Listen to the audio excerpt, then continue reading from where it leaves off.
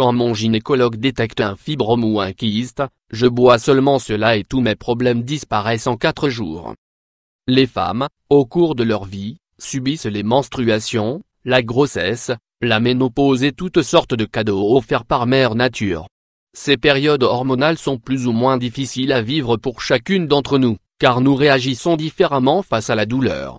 En effet, notre vagin est régulièrement mis à rude épreuve, ce qui nous oblige à consulter un gynécologue. Que ce soit pour un simple bilan, ou pour une cause inquiétante, le rendez-vous chez le gynécologue est toujours un moment délicat et très gênant. Notre zone intime, que l'on montre lors de la consultation en se rassurant sur le fait que ce n'est qu'un organe parmi tant d'autres à être sculpté, est le siège de diverses affections insidieuses comme les kystes ovariens et les fibromes utérins. Les kystes ovariens, on distingue 2 sortes de kystes ovariens, c'est-à-dire des boules remplies de liquide qui se développent sur ou dans l'ovaire. Il y a les fonctionnels, qui se rétablissent généralement sans traitement et les organiques qui sont classés en 5 types. Les kystes ovariens fonctionnels ils apparaissent fréquemment chez les femmes entre la puberté et la ménopause car ils sont liés au cycle menstruel.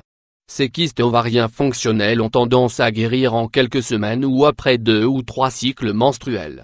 S'ils persistent plus de 3 mois, ils ne sont plus considérés comme étant des kystes fonctionnels.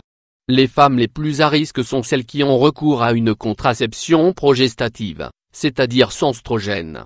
Cependant, des complications sont possibles dès lors que le kyste se tord, grossit ou se rompt et entraîne des douleurs, des saignements, de la constipation et une infection ovarienne, selon la caractéristique de la complication. Les kystes ovariens organiques généralement bénins, il arrive que les kystes ovariens organiques soient cancéreux. On distingue 5 types de kystes ovariens organiques dont, les kystes dermoïdes qui contiennent des cheveux, de la peau ou des dents car ils proviennent des cellules qui produisent l'œuf humain. Ces derniers sont rarement cancéreux.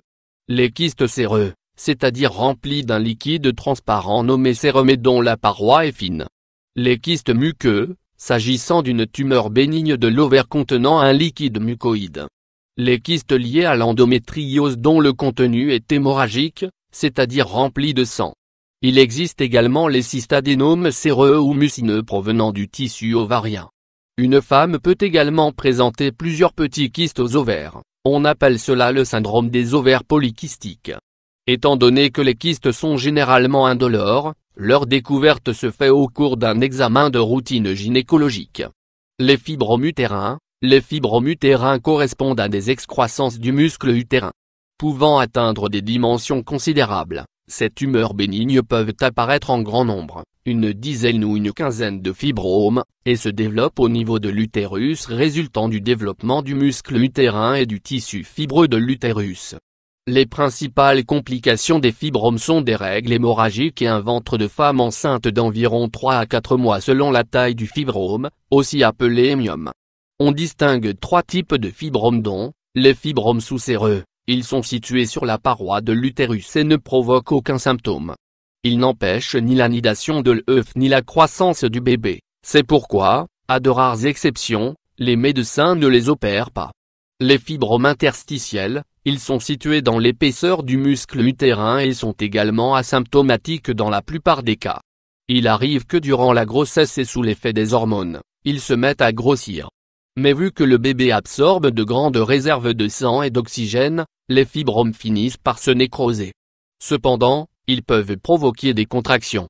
Les fibromes sous-muqueux, ces derniers se développent dans la cavité utérine sous la muqueuse et provoquent des règles abondantes ou des saignements en dehors des menstruations.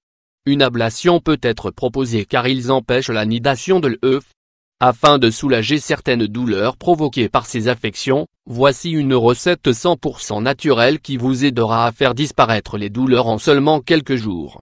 Recette naturelle pour réduire les douleurs pelviennes liées aux kystes ou aux fibromes. Ingrédients: 3 grosses betteraves, le jus d'un citron, fraise, 1 litre de jus d'orange frais 25 et huile de miel organique. Préparation: commencez par cuire les betteraves dans de l'eau bouillante. Une fois cuites et coupées en morceaux, mixez les betteraves au jus de citron et d'orange puis ajoutez le miel. Dégustez frais. Bienfait des ingrédients: la betterave, elle contient de la bêta-cyanine, antitumorale permettant d'éliminer les toxines de l'organisme et facilitant ainsi le travail du foie. De plus, La betterave renforce le système immunitaire et réduit le stress oxydatif grâce à sa forte teneur en antioxydants. Le miel, ayant des propriétés antibactériennes, le miel est un allié pour combattre les infections. De plus, il renforce le système immunitaire, amplifie l'énergie et aide à la digestion grâce aux antioxydants et aux vitamines qu'il contient.